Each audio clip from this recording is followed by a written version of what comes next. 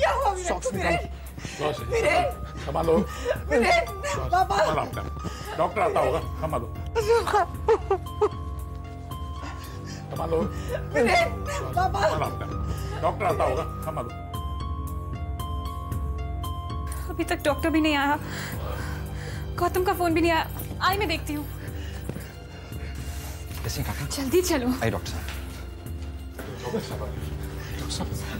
Please आप सब जरा प्लीज बाहर जाएंगे, मुझे मैं चेकअप करना है। चलिए बाबू। मैडम आप भी प्लीज।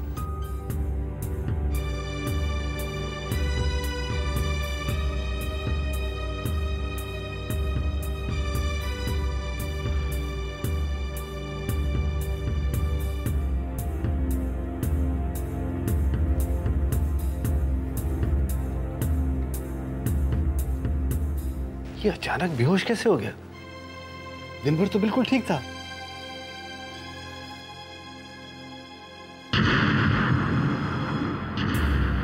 मैं भगवान से प्रार्थना करके आती हूँ पापा के लिए।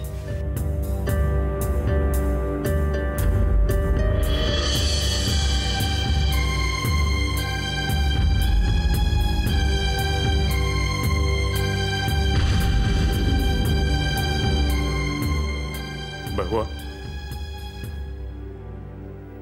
ये घर जाए तो जाए, लेकिन मेरे बेटे को कुछ नहीं होना चाहिए। उसे मुझसे मत छीन ले। आजोबा, बाबा को कुछ नहीं होगा आजोबा। और डॉक्टर है उसके पास, बस एक बार होश आ जाए सब ठीक हो जाएगा। लेकिन कब आएगा उसे होश? आजोबा, अब तो हमारा सहारा है, अगर आप ही टूट जाएंगे तो।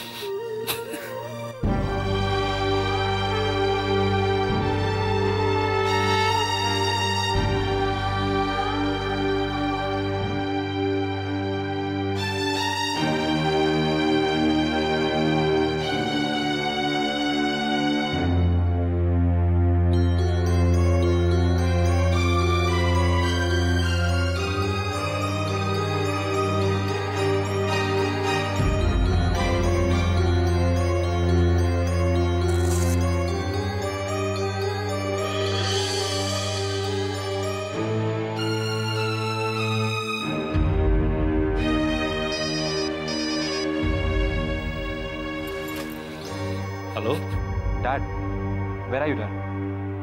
काम का कुछ हुआ? नहीं हुआ बेटा। डैड आप घर कब आ रहे हैं? कह नहीं सकता बेटा, विजेंद्र अंकल की तबीयत बहुत खराब है। क्या क्या हुआ डैड उन्हें? पता नहीं, डॉक्टर आए हुए हैं, बेहोश हो गए।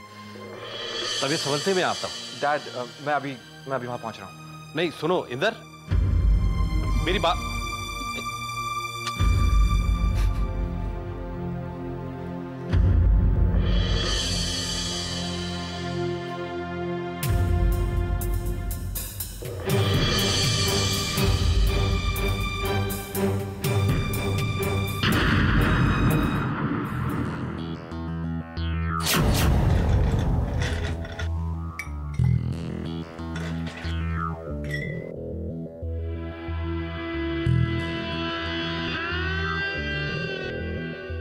तुम यहाँ क्या कर रहे हो? तुम्हारी हिम्मत कैसे हुई मेरे बाबा से इस तरह से बात करने की?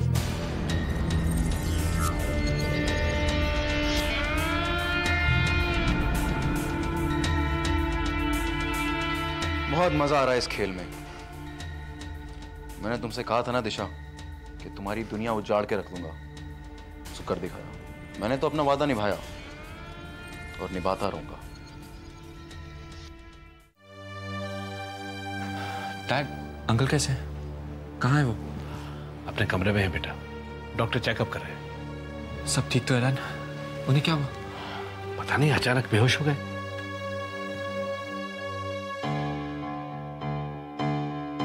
अब वो कैसे हैं डॉक्टर साहब? वेल ही इज फाइन, लेकिन मैंने अभी उन्हें किसी से भी मिलने से मना कर दिया है। उन्हें रेस्ट की जरूरत है। मैंने उन्हें ट्रैंक्विलाइजर दे दिया है, थोड़ी देर में नींद आ जाएगी। उन्हें आराम करने दीजिए। लेकिन उसे क्या हो गया? वही हाई ब्लड प्रेशर अचानक में बढ़ गया, पिछली बार की तरह। देखिए इतने ज्यादा हाई ब्लड प्रेशर से हार्ट अटैक भी हो सकता है। वेल, लेकिन इस वक्त सब कुछ कंट्रोल में है। मैंने दवाई दे दी है, कल तक ठीक हो जाएंगे। आप कह रहे थे वो कुछ स्ट्रेस में थे। देखिए प्लीज इस बात का ख्याल रखिए कि उन पे कोई स्ट्रेन ना पड़े। हाँ, बाकी एवरीथिंग इज फाइन। उन्हें आराम करने दीजिए। मैं 3 घंटे बाद फिर से आऊंगा उनके चेकअप के लिए। ओके, या ध्यान रखिए।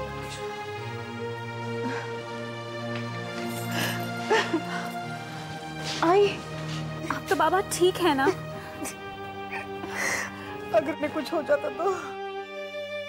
अरे भाभी, सब ठीक हो जाएगा। आप चिंता मत करिए। डॉक्टर ने कहा ना अभी। यार वो पैसे का क्या हुआ? Is there any hope? नहीं बेटा, नो होप्स।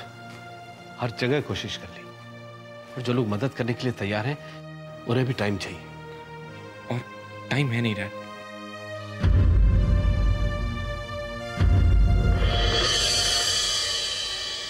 कल शाम तक कुछ नहीं होने वाला है। लगता है घर छोड़ना ही पड़ेगा।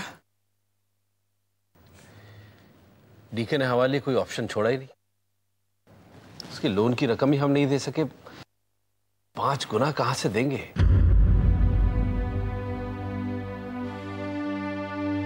भाई साहब, आप ये बात किसी से मत कहिएगा। घर में रहने दीजिए इस बात को। भाभी ठीक कह रही है। कैसे छोड़ेंगे इस घर को? कितने सालों से कितने प्यार से बसाया था।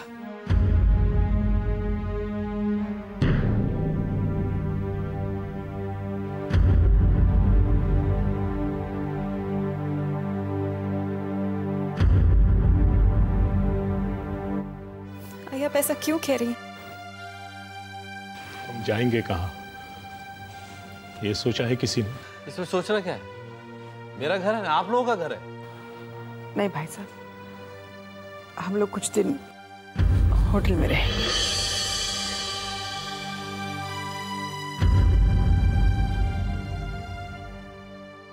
कैसी बातें कर रही है भाभी? मैं आप लोगों को कहीं जाने ही नहीं दूंगा। भाई साहब, ऐसा नहीं हो सकता भाई साहब। भाभी ऐसा मत कहिए। विजेंद्र की तबीयत खराब है, ऐसी हालत में उसे लेकर आप कहाँ जाएंगे? डॉक्टर ने कहा ना वो कल शाम तक ठीक हो जाएंगे। इतना बड़ा परिवार है आपका भाभी, कहाँ जाएंगे आप लोग? विजेंद्र को देखभाल की जरूरत है, बाबा को। हाँ आंटी, वैसे भी डैड और मैं तो 2 ही लोग हैं। हम लोग कहीं और रह लेंगे। आप लोग हमारे घर में आराम से रह सकते हैं। नहीं इंदर, ऐसा नहीं हो सकता। ये मुझे पसंद नहीं है।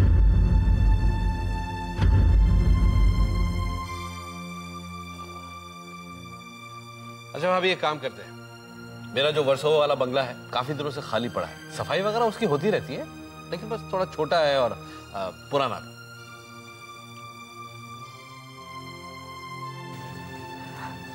हाँ, हम लोग वहां रह सकते हैं। हाँ बस हो गया ना, तय हो गया। फिर मैं उसको कल के लिए बिल्कुल खुलवा के तैयार हूं।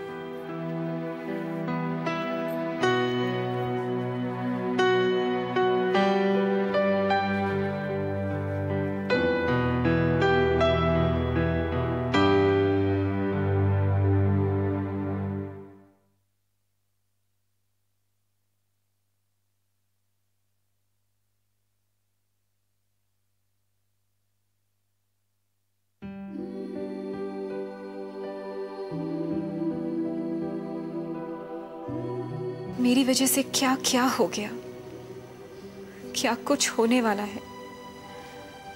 बाबा, आप माने या ना माने, लेकिन इन सब के लिए मैं जिम्मेदार हूं। मैं पता नहीं कल क्या होगा।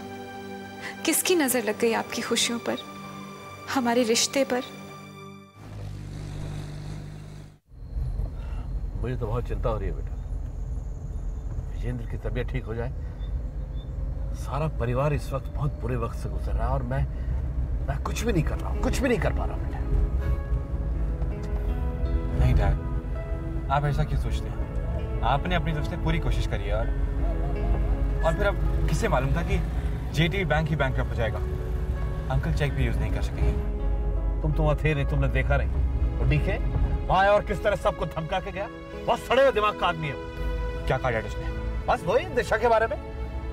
दिशा के बारे में क्या डैड? नहीं, मेरा मतलब है बस बोलने लगा पूरे भोसले परिवार को सबक सिखाना है। मैं तो शर्मिंदा महसूस कर रहा हूँ कि ऐसे वक्त में अपने सबसे करीबी दोस्त के लिए मैं कुछ भी नहीं कर पा रहा हूँ, कुछ भी नहीं।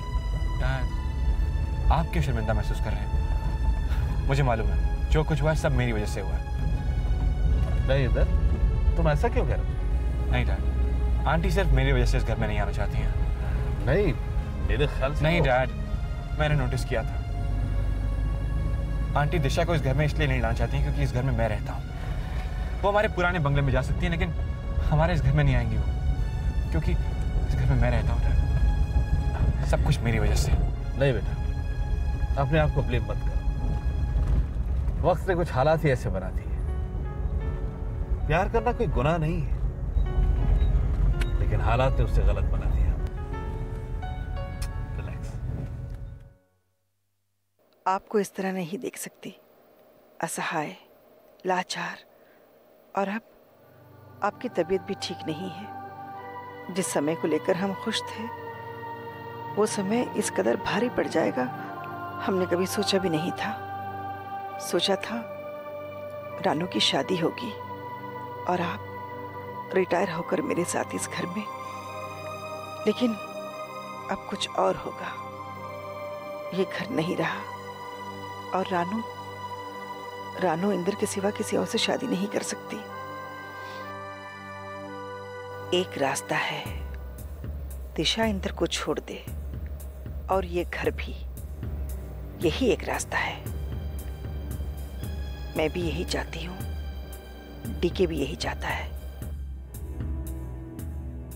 दिशा डीके के पास चली जाए। नहीं नहीं, मैं क्या सोच रही हूँ, मुझे माफ कर दो भगवान। दिशा हमारा खून नहीं हो तो क्या हुआ, इस घर का अटूट हिस्सा है वो, हमारी बेटी जैसी है।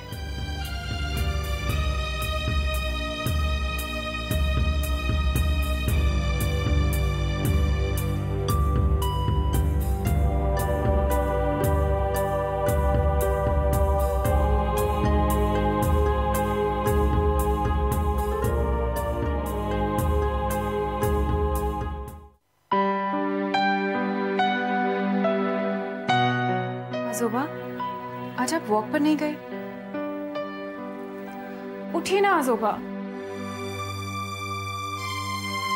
उठिए ना आजोबा, वॉक के लिए जाइए। देखिए मैं आपके लिए दूध लाई हूँ। आज 40 साल में पहली बार वॉक पे जाने का मन नहीं है दिशा।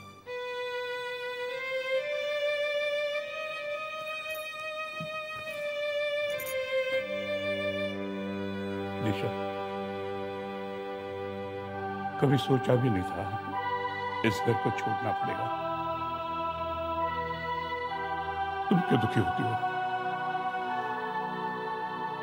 मैं दुखी नहीं हूं। चलो, नए घर में रहने को मिलेगा, एक एक्सपीरियंस हो जाएगा। जिंदगी में यही कभी अनुभव नहीं किया था जो अनुभव करने का मौका मिल रहा है। मैं बंबई वालों से सिर्फ इस इशू पर मात खा गया था। बंबई वाले अक्सर 11 महीने में घर खाली करते हैं, नया घर लेते हैं। मैं भी बंबई वालों से पीछे नहीं रहा।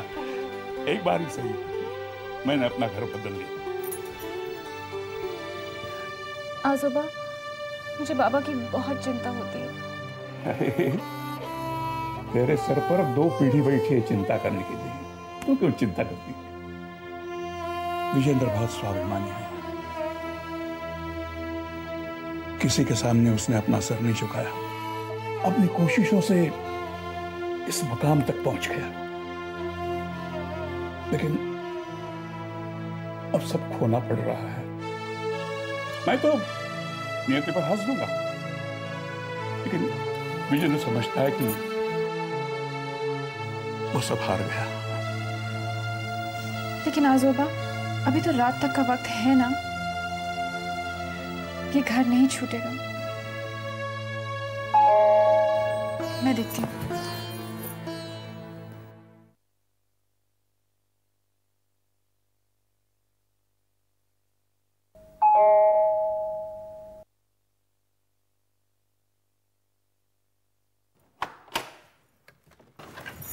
जी, किससे मिलना है आपको?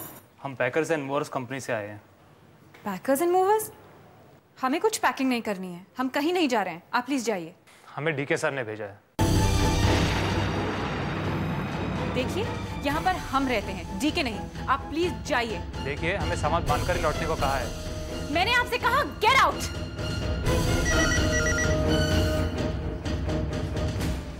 हेलो। पहुंच गए हमारे आदमी। मैं जानता हूं तुम्हारे पास पैसे नहीं हैं, उन्हें पैकिंग करने दो, बिल मैं पे कर दूंगा।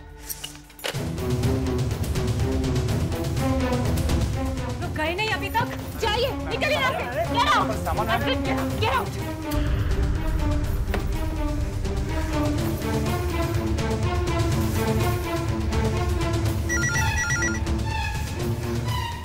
दिशा, किसका फोन था? रॉन्ग नंबर था आजोबा। हाँ, झूठ बोल रही हो अपने अजूबा से? मेरे सारे नंबर सही हैं। Nothing goes wrong with me. तुम्हारी इंफॉर्मेशन के लिए बता दूं कि सेंट्रल हॉस्पिटल में मैंने तुम्हारे बाबा के लिए बेड बुक कर दिया। उस बेड की जरूरत तुम्हें पड़ेगी दुष्यंत कुमार सहगल, हमें नहीं। जो दूसरों का बुरा चाहते हैं उनका भी बुरा ही होता है, याद रहे। और तुम सिर्फ मेरा ऑफर याद रखना। अगर जरूरत पड़े तो मुझसे मिलने आज रात मेरे घर पे आ जाना, सब ठीक हो जाएगा अगर तुम चाहो तो।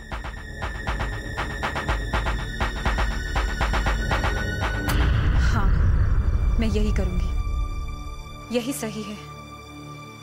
इस घर के लिए, बाबा के लिए, रानो के लिए, आई के लिए, सबके लिए यही सही है।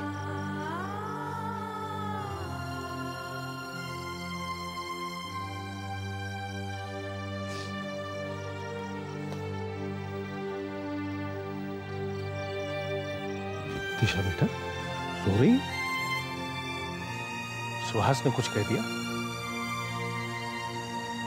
तो फिर? अच्छा, समझा।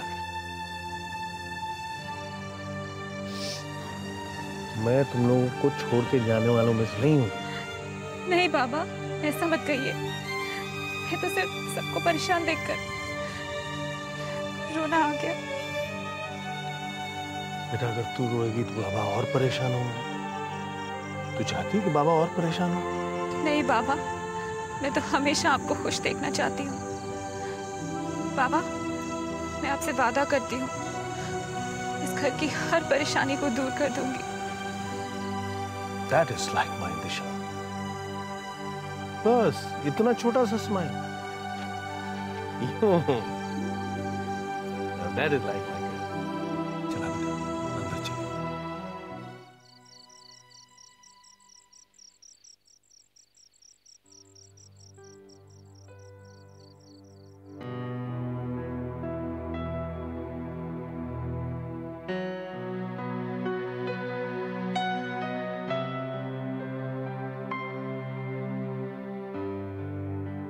आप ये मत सोचिएगा बाबा कि आपके दिए हुए संस्कारों को मैं भूल गई हूँ, या आपकी परवरिश में कोई कमी थी, या मैं ये कदम इसलिए उठा रही हूँ कि मुझे आपका कर्ज चुकाना है। आपका कर्ज तो मैं कभी चुका ही नहीं सकती। आप लोग तो मेरा जीवन है, मेरी आत्मा है। आपके चरणों में खड़ी होकर मैं सिर्फ एक ही दुआ मांगती हूँ कि अगले जन्म में भी आप ही मेरे आई बाबा रहें।